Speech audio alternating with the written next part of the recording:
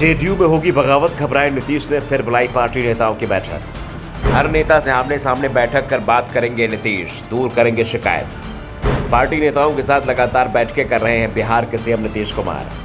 बिहार महागठबंधन में इस समय सब कुछ ठीक नहीं चल रहा है।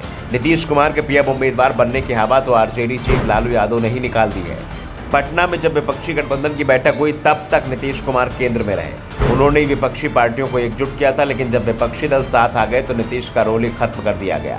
बेंगलुरु की बैठक के बाद तो यहां तक कहा गया कि नीतीश कुमार नाराज होकर वहां से लौटे थे, तो मुंबई की बैठक में भी उनकी बहुत चलती नहीं दिखी। उल्टा बेंगलुरु में नीतीश कुमार ने गठबंधन का नाम इंडिया रखने का विरोध किया था। कहा था कि कई तरह के विवाद खड़े हो जाएंगे। नीतीश की बात सच होती भी दिख रही है।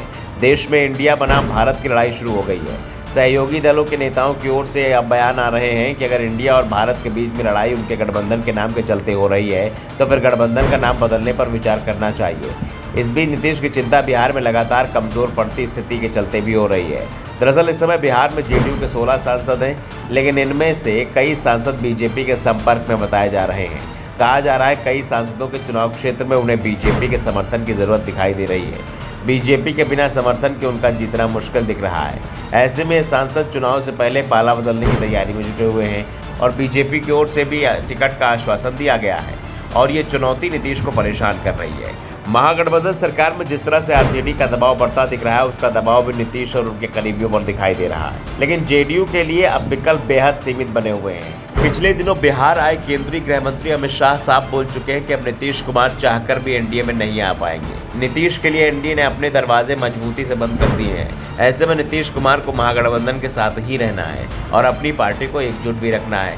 दरअसल बीजेपी नीतीश कुमार के कैंप में आरसीपी सिंह और उपेंद्र कुशवाहा के सहारे सेंधमारी की कोशिश में जुटी हुई है। दोनों ही नेता नीतीश के करीबी रहे और पार्टी में बड़े पद पर भी रहे हैं। आरसीपी सिंह तो पार्टी के राष्ट्रीय अध्यक्ष भी बने थे। दावा किया जा रहा है कि जेडीयू संगठन में आज भी उनके समर्थकों की संख्या बहुत है।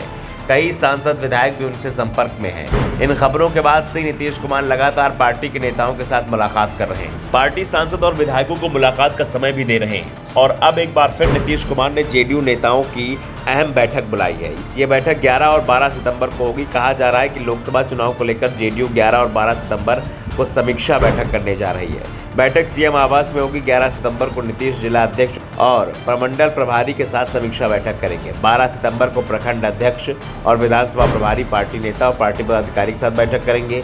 जेडीयू प्रदेश अध्यक्ष उमेश कुशवाहा की माने तो नीतीश कुमार समय समय पर पार्टी नेताओं से मिलते रहते हैं।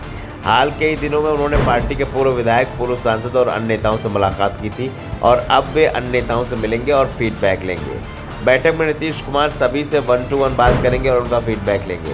बीजेपी नीतीश कुमार की बैठक पर तंज कस रही है। दावा कर रही है कि पहले नीतीश कुमार ने कभी भी इतनी जल्दी पार्टी नेताओं के साथ बैठक नहीं की थी।